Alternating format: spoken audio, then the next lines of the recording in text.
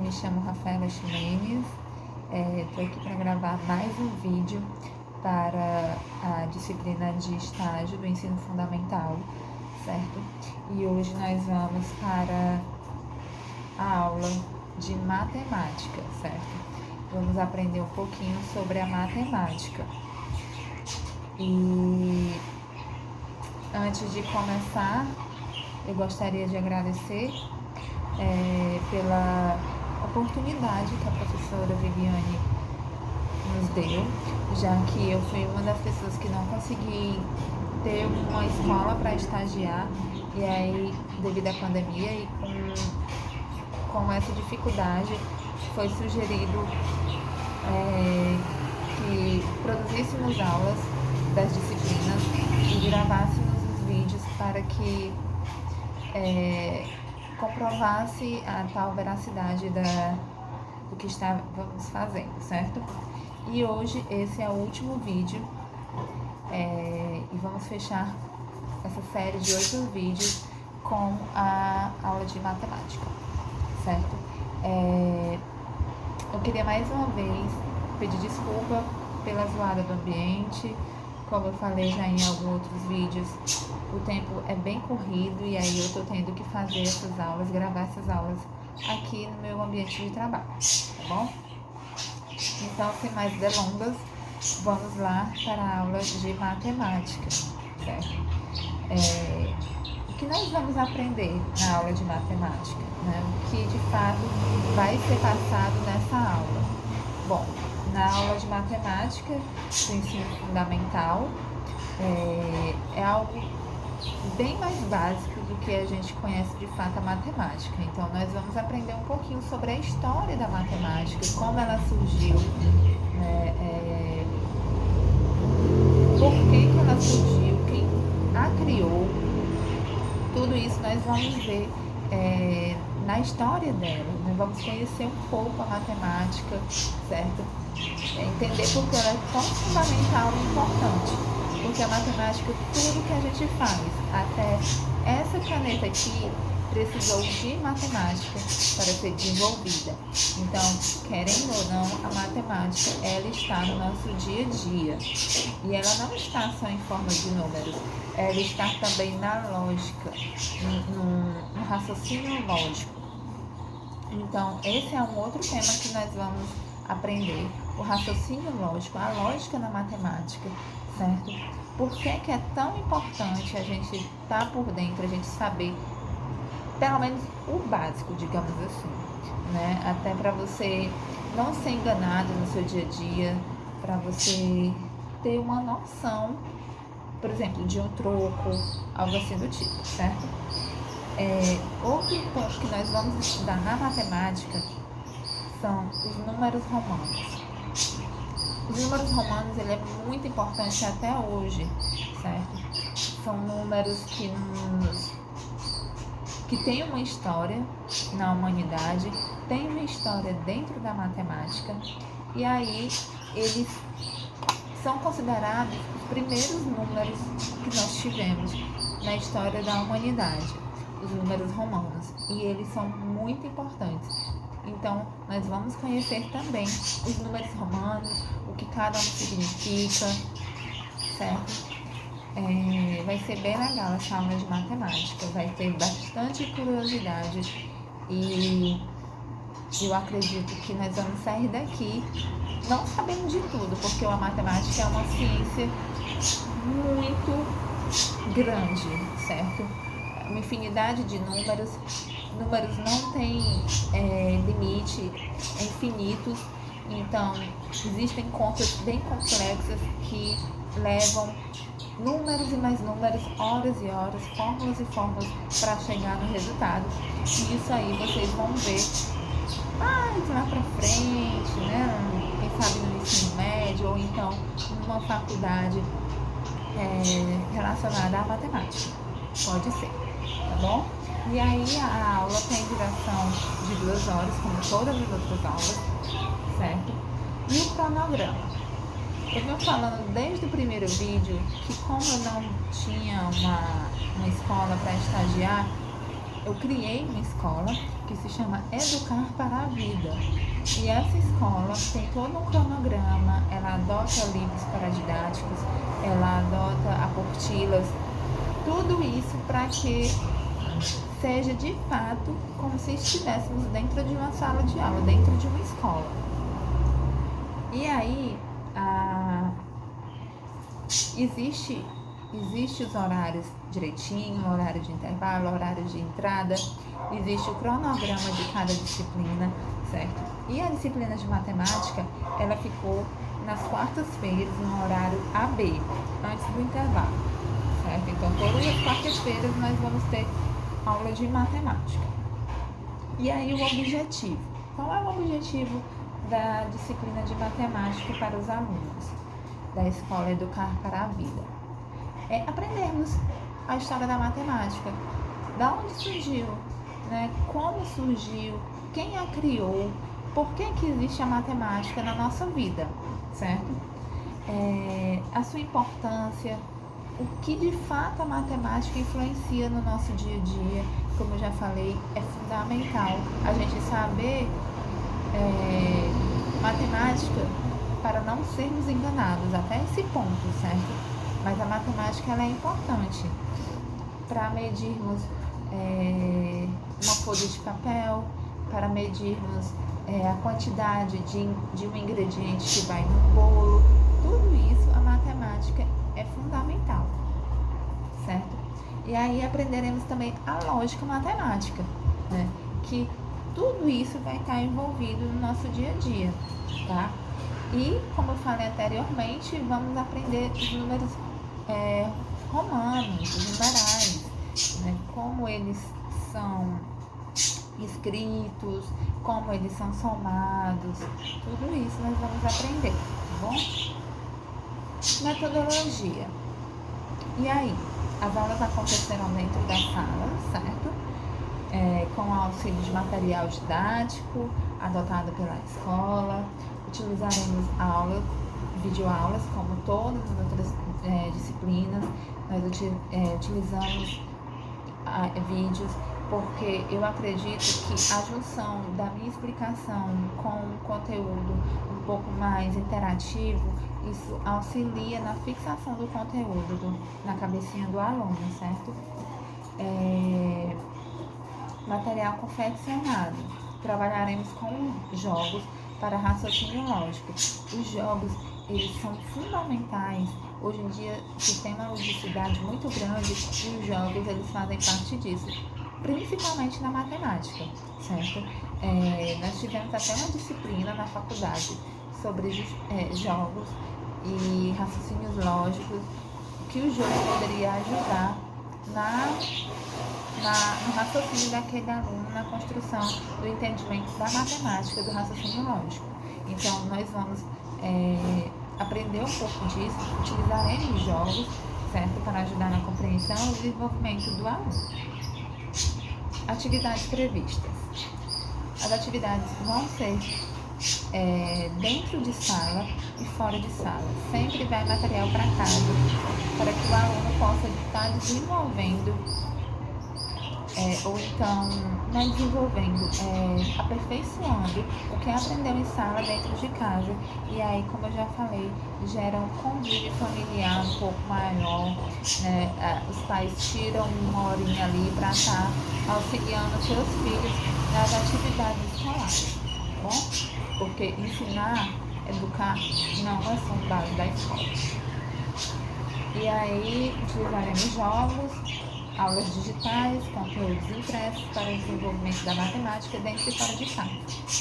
A brinquedoteca da escola ela vai disponibilizar também joguinhos educativos de raciocínio lógico para que esses alunos possam levar para casa, certo? E aí eles vão passar ali 1 dia, 2 dias com o material e depois eles vão trazer de volta para a escola para que seja passado para os outros alunos.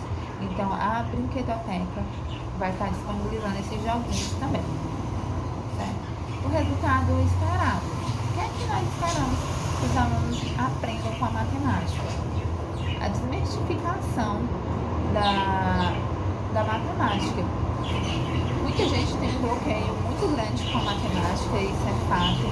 E eu acredito que esse bloqueio se dá desde o ensino infantil, certo? A matemática ela é passada de uma forma clara, uma forma, uma forma mais extrovertida, uma forma mais simples, ela é bem aceita, certo?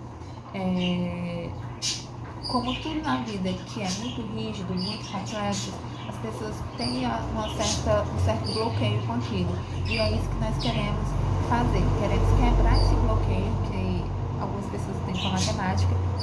E principalmente essas crianças que estão começando a ver a matemática agora, queremos que elas não tenham esse bloqueio e que elas aceitem a matemática da melhor forma possível, tá bom?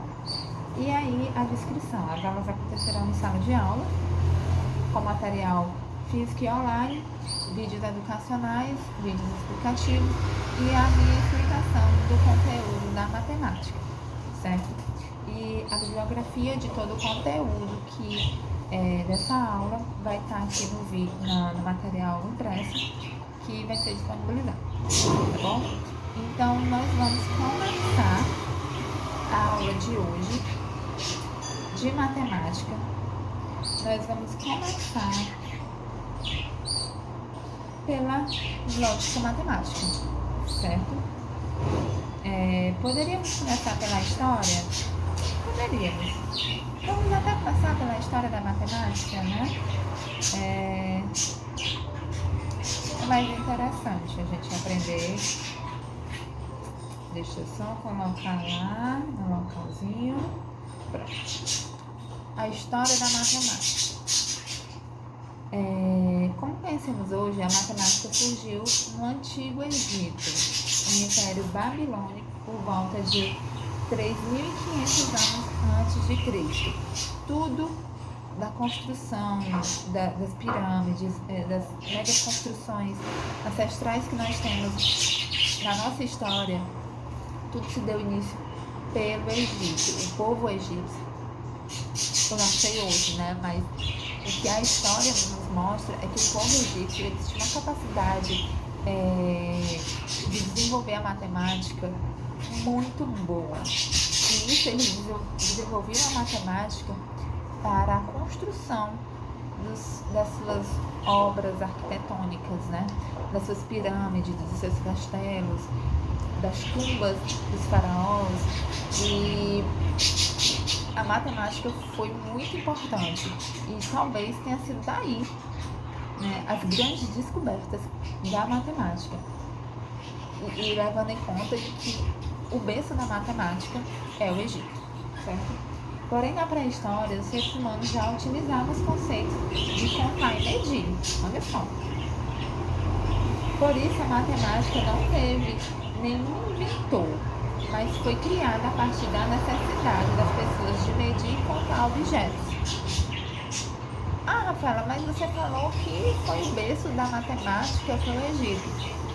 Veja bem, na pré-história, o Egito, aliás, as pessoas usavam a matemática para medir, para contar, para separar os seus produtos, não para construções. Então, o básico mesmo de contar pedrinha por pedrinha realmente foi na pré-história. Mas no Egito é que a matemática tomou uma vez e teve-se o nome matemática, certo? Vamos lá. Como surgiu a matemática?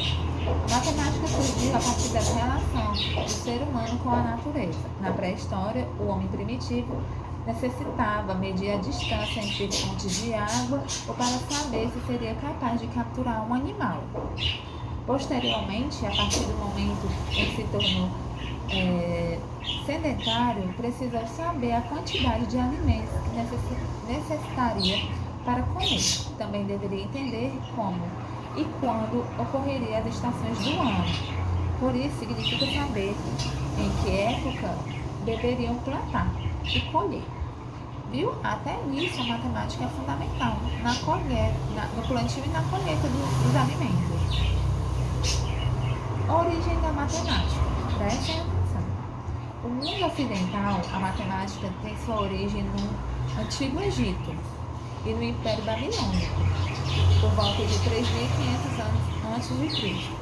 Ambos os impérios desenvolveram um sistema de contagem e medição a fim de poder cobrar impostos aos seus súditos, organizar o plantio e colheita, construir edifícios, entre outras funções. Lembra que eu disse que os egípcios usavam a matemática para suas grandes construções? Então, eles usavam também para cobrar impostos para as pessoas, né? Para manter o império, digamos assim. Outros povos americanos, como os incas e os astecas, também criaram um sistema de contagem sofisticado com o mesmo objetivo. Matemática no Antigo Egito está intimamente ligada com o Rio Nilo. Olha só, pois o povo egípcio precisava aproveitar as vantagens dessas suas cheias. Assim, que desenvolveram modelos para determinar o tamanho das terras. Para isso, eles usaram parte do corpo humano para estabelecer medidas, como os pés, antebraços e braços. É por isso que a gente fala um palmo. É da ponta do dedinho para a ponta do dedão, tá? Um palmo. A matemática no Império Babilônico. A formação da matemática no Império Babilônico está ligada à necessidade de controlar os impostos arrecadados. Os babilônicos não utilizavam o sistema decimal, pois não usavam apenas os dedos das mãos para contar. Eles se serviam das falanges da mão direita, aqui ó, falange da mão direita, e continuavam a contagem na mão esquerda e assim contabilizavam até 60, certo? Então, cada dedinho valia um numeral e as falanges também, certo? A matemática na Grécia Antiga, que também é um berço da matemática. Ela engloba o período do século 6 a.C. até o século 4, até o século 5 a.C., tá? Os gregos usavam a matemática tanto para fins práticos como para fins filosóficos. Aliás, um dos requisitos do estudo da filosofia era o conhecimento da matemática, especialmente a geometria. Certo? Os gregos eles já eram mais sofisticados na matemática deles, usavam até para a filosofia. Já na Roma Antiga,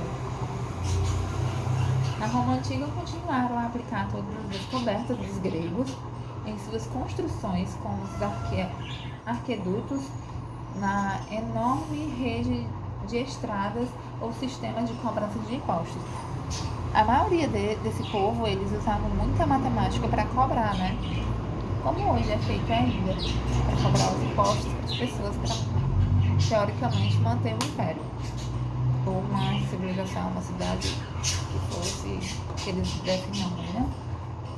E aí a matemática na Idade Média é o seguinte: durante o período conhecido como a Alta Idade Média, a matemática foi confundida com superstição e não era o campo do saber valorizado pelos estudiosos. Olha aí, nessa época ela já tinha outra visão, né? Já viu a matemática de uma outra forma. E a matemática, ela de fato, ela é muito importante para a construção dos saberes, certo? E aí, nós vamos ver agora um vídeo falando um pouquinho sobre a história da matemática, tá bom? Veja esse vídeo que na volta nós vamos falar sobre, deixa eu ver aqui, números romanos. Veja esse vídeo.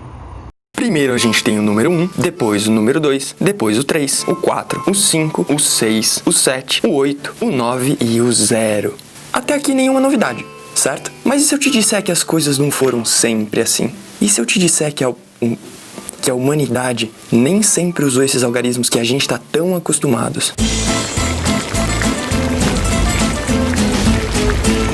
Pra gente entender direito o conceito de número e como essa história foi parar nesses algarismos estranhos que a gente usa hoje em dia, eu tenho que te falar sobre um osso encontrado em 1960, perto da fronteira de Uganda com o Congo. Que? Osso? Matemática? Congo? O lance desse osso é o seguinte: durante muito tempo, pessoas procuraram registros históricos que pudessem nos dar pistas de como foi o desenvolvimento do ser humano ao longo dos séculos. Justamente para que perguntas do tipo, ué, mas quando que o conceito de número acabou surgindo? Pudessem ser respondidas. Enfim, esse osso que eu citei, que por acaso chama Ixango e tem mais de 20 mil anos de idade, foi achado com coisas muito peculiares desenhadas nele. Em dois dos seus lados foram encontrados 60 risquinhos assim, dispostos em uma fileira. Já no seu terceiro lado, viram que tinham pequenos agrupamentos desses risquinhos dispostos de uma forma a criar pequenos grupos de risquinhos. Agora, o que isso significa exatamente? Bom, nossa historiografia acredita que esse possa ter sido o primeiro registro de uma contagem feita pelo ser humano. Muitos animais conseguem contar até 3, 4, 5 unidades de alguma coisa. Mas quando o Homo sapiens sapiens transformou essa noção de unidade em um risquinho feito num osso, ele adquiriu a habilidade de medir, de contar, tipo, qualquer coisa. Não foi qualquer coisa não, mano. No fundo, os caras só conseguiam contar até uma certa quantidade de uns, tá ligado? Tipo, isso é bem limitado. Parece que não foi nada demais isso que eu acabei de falar, né? Só que saca só o que aconteceu depois disso.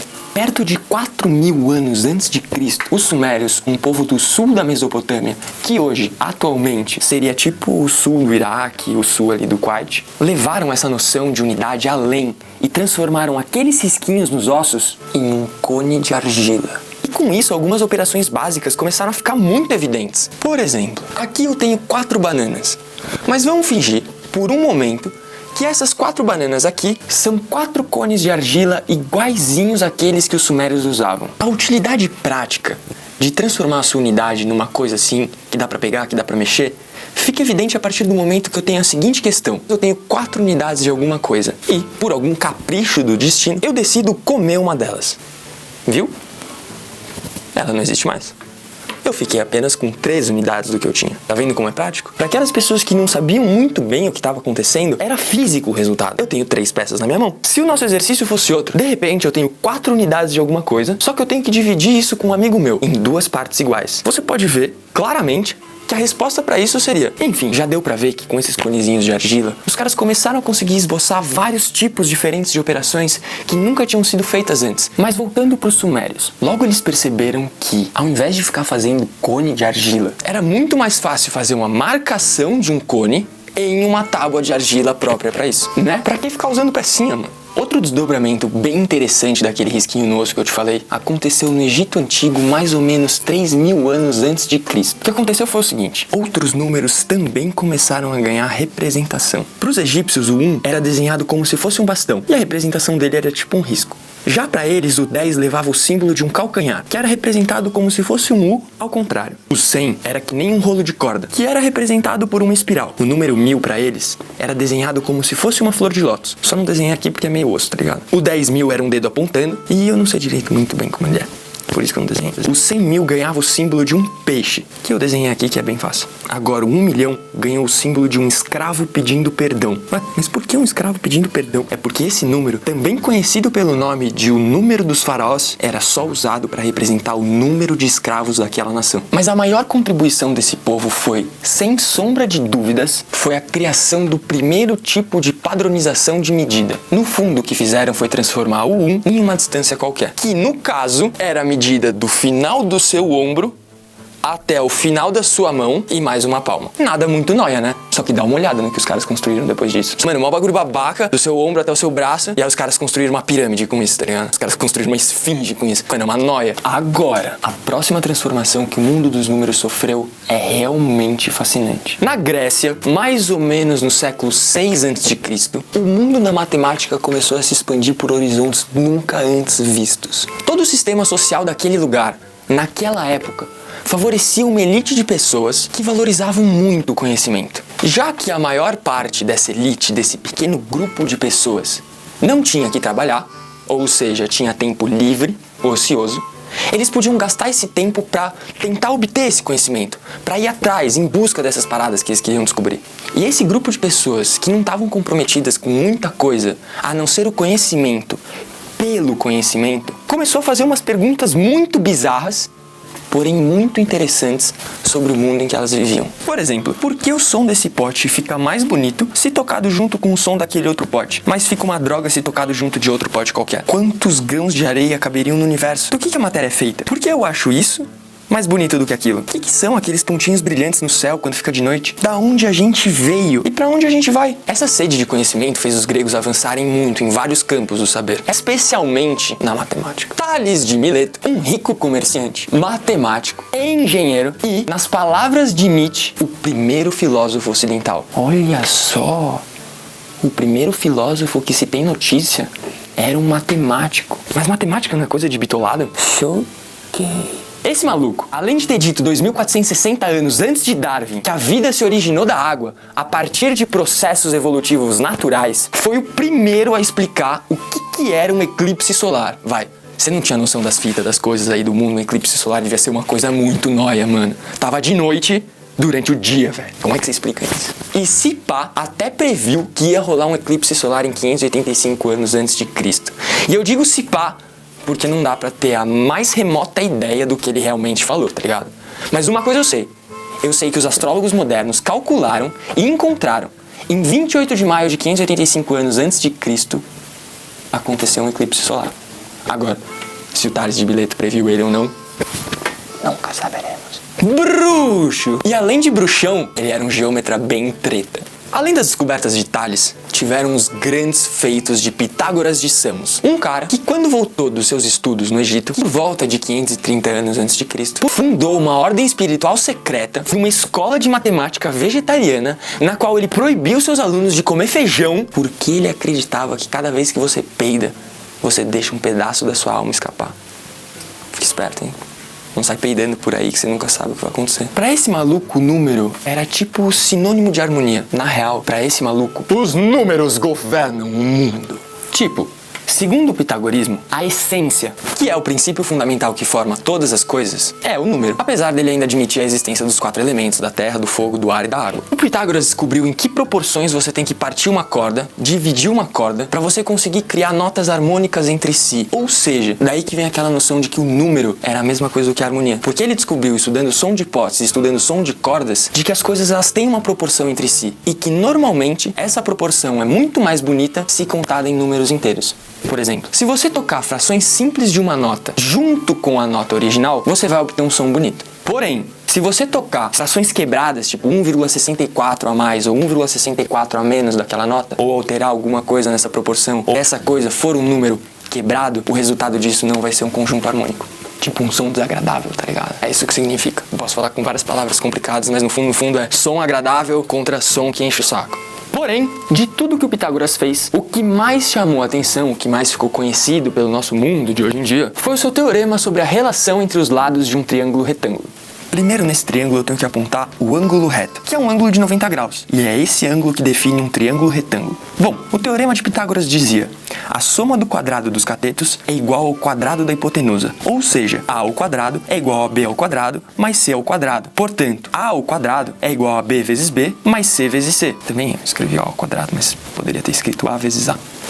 Que, portanto, o quadrado de A é igual ao quadrado de B mais o quadrado de C. Eu ainda poderia falar durante horas sobre os matemáticos gregos, tipo Euclides e Arquimedes, que foram, respectivamente, o pai da geometria e o maior matemático da antiguidade, se não de toda a história.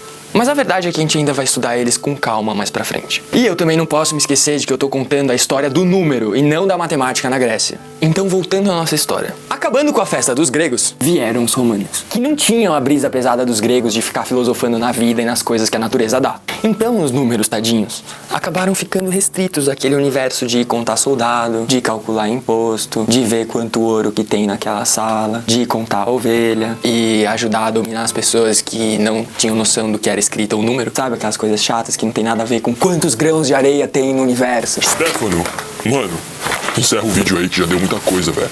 Mas, boys, eu ainda tenho muita coisa pra falar nesse vídeo. Agora, Stefano, senão você vai acabar fritando o cérebro do pessoal. Como assim? Bom, Vou apagar a luz aí. Falou. Então, pessoal, como vocês podem ver, a luz acabou. E o bar tá fechando. E tá osso aqui a situação, então eu vou encerrar por aqui. Semana que vem tem mais. Se você achou o nosso vídeo da hora, é só entrar na nossa página, curtir, comentar. Não se esquece de se inscrever no canal.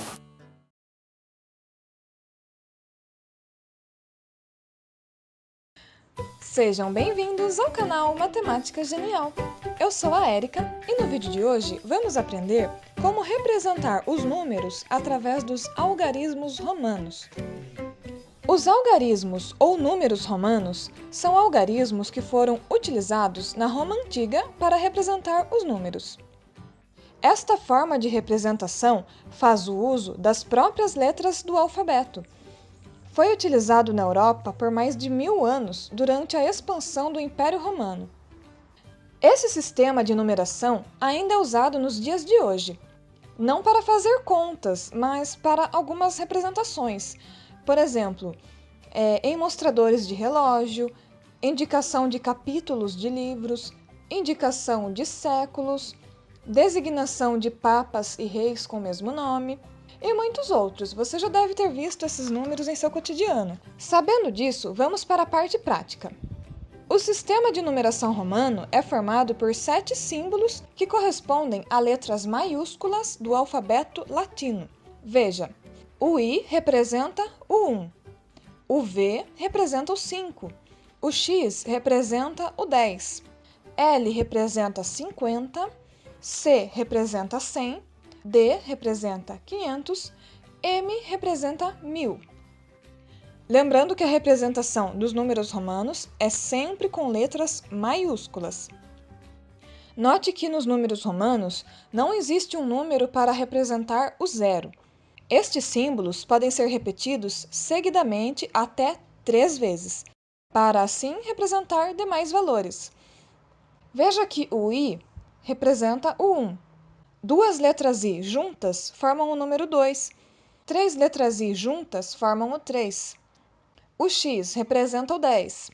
2 letras X juntas formam o número 20, que seria o mesmo que 10 mais 10. Essa é a lógica desses números. 3 letras X formam o número 30. O C representa o 100.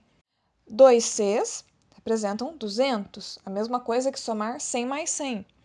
3 letras C, 300. O M representa 1000. 2 letras M's, 2000. 3 letras M, 3000. Quando colocamos uma letra à esquerda de outra de maior valor, estamos indicando que o valor da direita deve ser subtraído pelo valor da esquerda. Por exemplo, o I e o V. O I vale 1 e o V vale 5. Então, na prática, é a mesma coisa que subtrairmos 5 menos 1, que é 4. Ou seja, o IV é 4. O IX seria a mesma coisa que 10 menos 1, que é 9. XL, 50 menos 10, que é 40. XC é a mesma coisa que 100 menos 10, que dá 90. O CD, 500 menos 100, que dá 400. O CM, 1000 menos 100, que dá 900. Se você ver uma representação assim e ficar em dúvida, é só ver o valor de cada letra separadamente e subtrair. Mas atenção! Só podemos escrever o 1 antes do 5 e 10, o X antes do 50 e 100, e 100 antes do 500 e 1000. Já quando colocamos uma letra à direita de outra, estamos indicando que seus valores devem ser somados. V e I é o 5 e 2, certo? 5 mais 2 é 7. X, X, V e 3. 20, 5 e 3. Somando tudo dá 28. O C, L, X, X, V, I. Na prática, somamos 100 mais 50 mais 20 mais 5 mais 1, que é 176. Agora com um número bem grande. M dá 3.000. D, que é 500. 2 Cs, que é 200. E o L, que é 50. Somando estes valores, temos 3.750. Você também pode se deparar com outra situação, quando o número romano tem um traço horizontal sobre ele.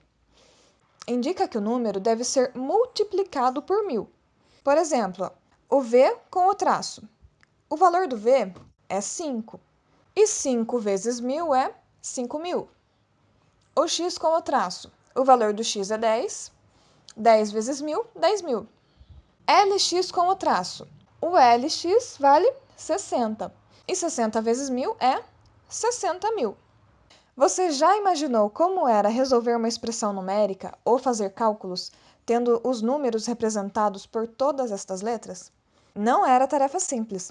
E com a expansão do comércio na Europa Ocidental, por volta do século XIII, o sistema de numeração romano foi substituído pelo sistema de numeração decimal que usamos hoje em dia.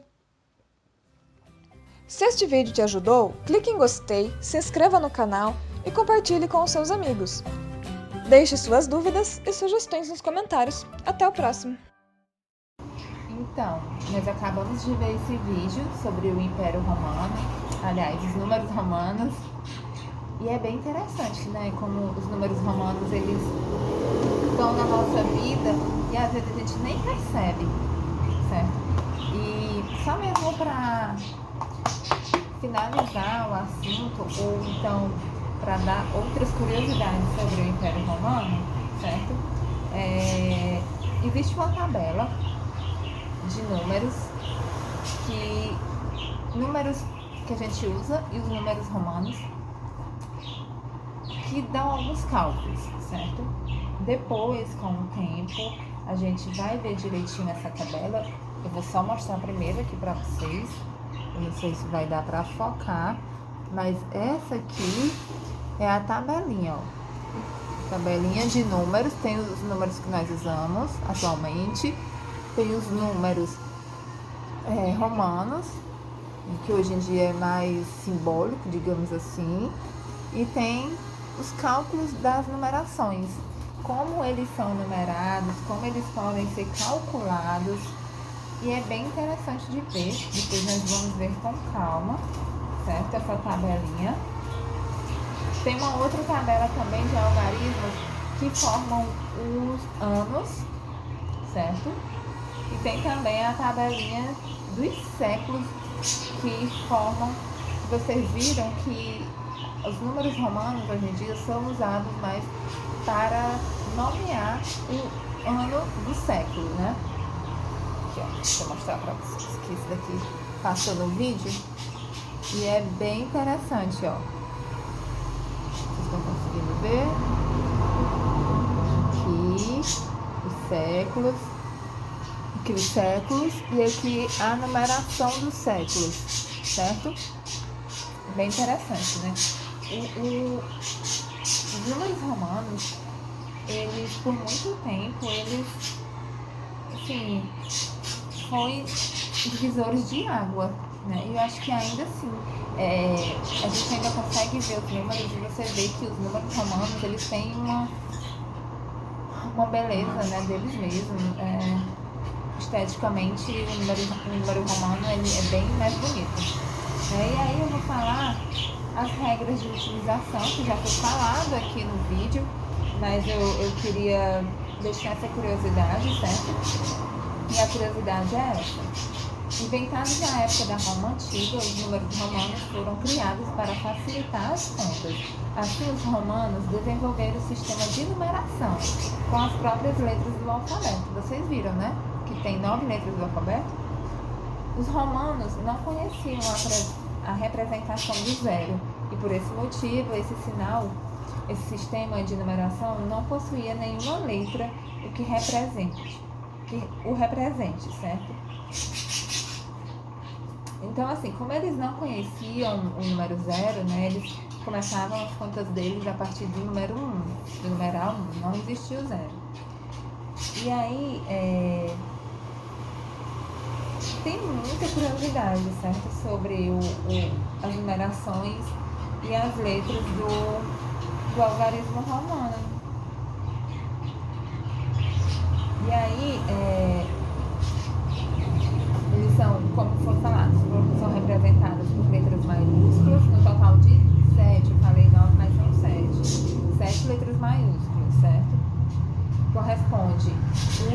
ao 1, o V ao 5, o X ao 10, o L ao 50, o C ao 100, o D ao 500 e o M ao 1000. Então, juntando essas letras e as numerações, formam contas, formam anos, formam décadas, formam séculos. E isso é muito interessante da gente estudar. E aí, saindo dos números romanos, nós vamos entrar agora na lógica matemática. Só que antes de entrarmos na lógica matemática, nós vamos para o intervalo. Na volta do intervalo, nós vamos ver um joguinho, certo? E aí eu vou depois apresentar para vocês a lógica matemática, tá bom? Vamos pro lanche.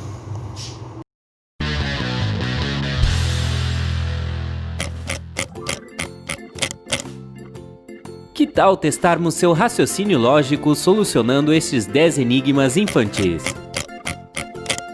Hoje em dia não é tão raro encontrar pessoas que tenham um raciocínio lógico extraordinário. Você acha que tem? Então vamos descobrir agora com alguns desafios. Mas não pense que vai ser moleza. Estes enigmas não são tão fáceis assim. Antes de começarmos, aproveite para se inscrever no nosso canal e ativar as notificações. Assim você não vai mais perder nenhum dos nossos vídeos. Enigma número 1. Olhe bem para esta pirâmide de brinquedo. Em que ordem você vai ver as cores se tiver uma visão aérea da pirâmide? Você tem 15 segundos para pensar.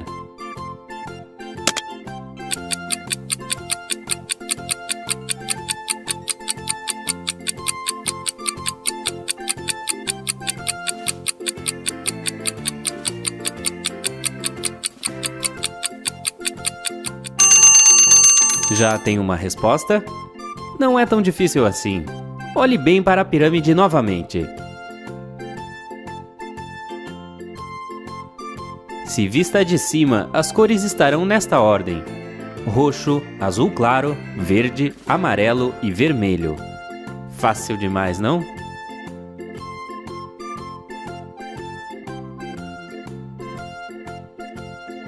Enigma número 2. Um homem escreveu 3 palavras em um quadro de vidro, mas o quadro caiu e quebrou em pedacinhos. Aqui estão alguns dos pedaços com letras. Cada um desses 3 grupos de letras formam uma palavra. Será que você consegue descobrir que palavras são essas e ainda encontrar a que não pertence ao grupo? Você só tem 15 segundos.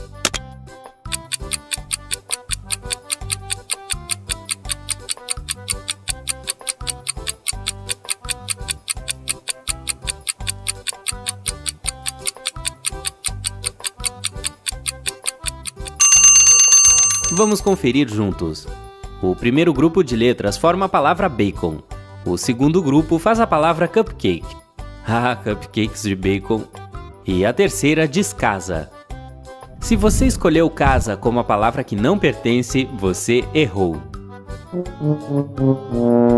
Na verdade é o bacon, pois tanto cupcake quanto casa começam com C. A gente avisou que esses enigmas não eram assim tão fáceis, então fique esperto. Não que você não seja. Ah, você entendeu. Enigma número 3. Agora vamos falar sobre família. Imagine uma família com 2 mães, 2 filhas, uma avó e uma neta. A pergunta é simples: quantas pessoas existem nesta família? Conte todas em 15 segundos.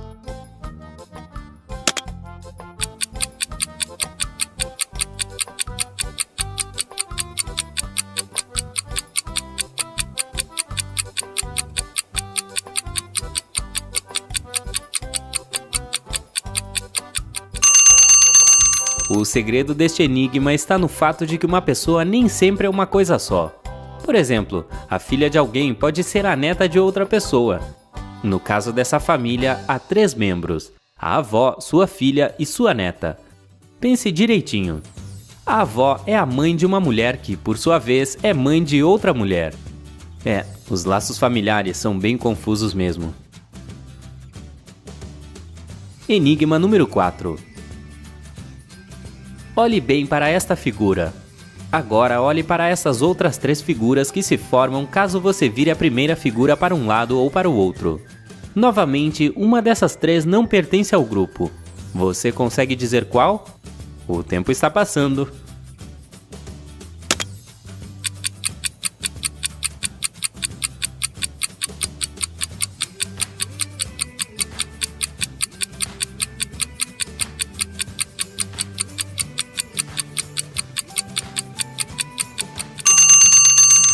Se você acha que a figura C é a que não pertence ao grupo, parabéns, está certo.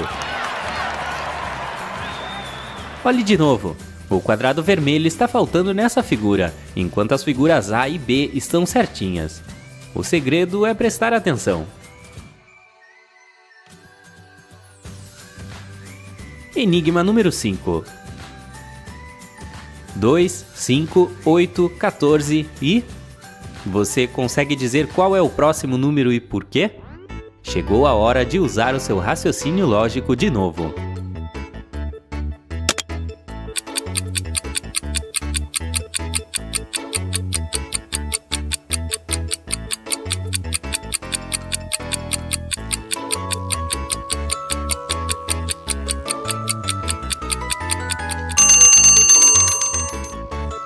A resposta correta é 23. Acertou? É simples. Você precisa somar o primeiro número com o segundo e acrescentar 1 ao resultado final. Por exemplo, 2 mais 5 é igual a 7 e 7 mais 1 é 8. Aí, 5 mais 8 é 13 e 13 mais 1 é 14. E por fim, 8 mais 14 é 22 e 22 mais 1 é 23. Pronto!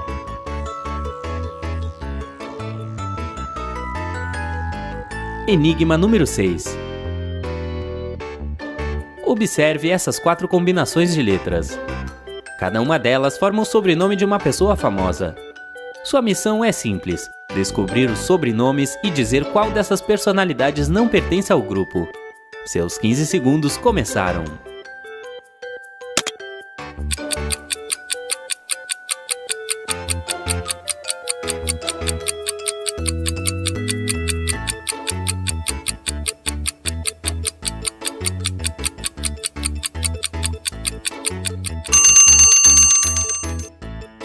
Bem, esse é difícil, hein? O primeiro nome é Da Vinci. O segundo é Vivaldi. O terceiro é Van Gogh. E o último é Rembrandt. Se você acertou essa parte, já deve ter escolhido Vivaldi como um nome que não pertence. E você está certo. Ele é o único compositor no meio desses pintores. Muito bem.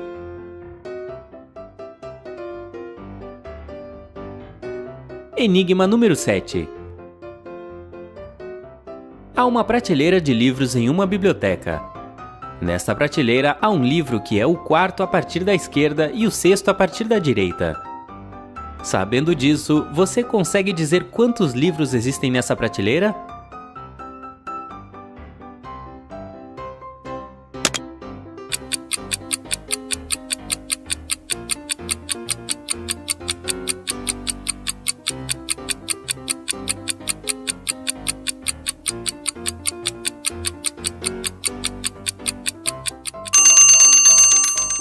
Se a sua resposta é 9, você acertou.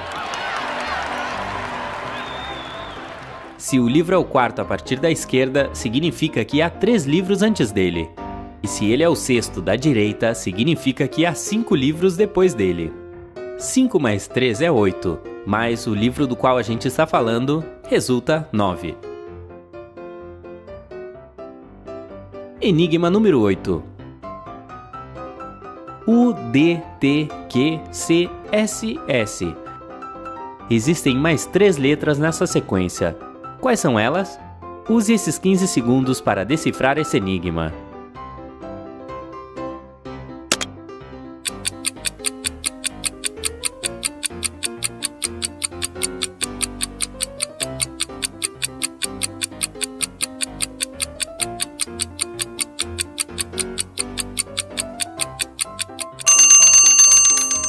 A resposta correta é mais simples e fácil do que você imagina. Essas letras representam as primeiras letras dos números de 1 a 10. Aqui, a gente parou no 7, então as próximas 3 letras são O para 8, N para 9 e D para 0.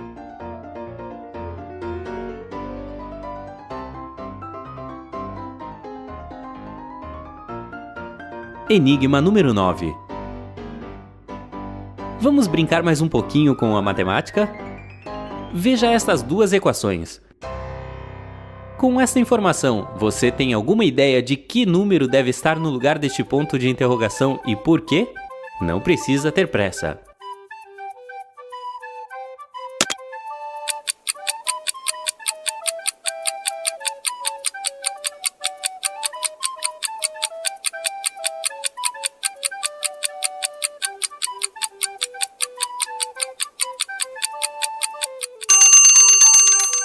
Os números nessas equações simbolizam quantas vezes as linhas retas se cruzam nas imagens.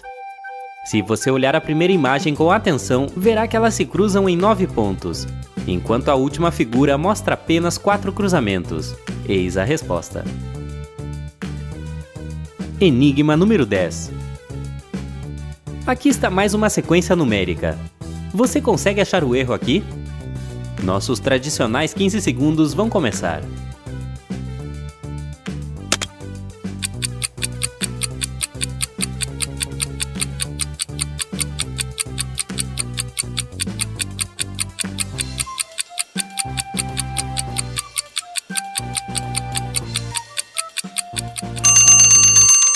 Para ser honesto, a gente não conseguiu encontrar uma resposta para esse enigma. Você conhece alguma variação desse desafio? Compartilhe com a gente nos comentários para que a gente encontre a resposta juntos. Quantos enigmas você conseguiu acertar? Conte para a gente nos comentários aí embaixo, junto com a sua resposta para o último enigma. Não se esqueça de deixar um joinha e de se inscrever no lado incrível da vida.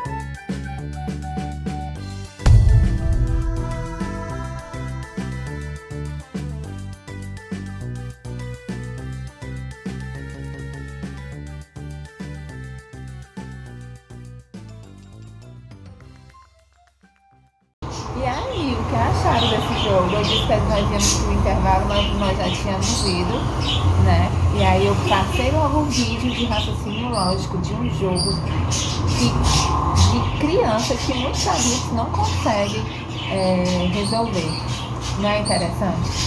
Então, só pra gente concluir a nossa aula, eu vou estar falando aqui bem rápido sobre a lógica matemática, que a lógica matemática ela analisa determinadas proporções buscando identificar se representa uma afirmação que é verdadeira ou falsa. A princípio, a lógica era ligada à filosofia, tendo sido iniciada por Aristóteles, que se baseava na teoria de silogismo, ou seja, em argumentos válidos. Ele só acreditava no que ele comprovava, tá? Se alguém chegava dizendo para ele alguma balelazinha, ele não acreditava, só se comprovasse para ele.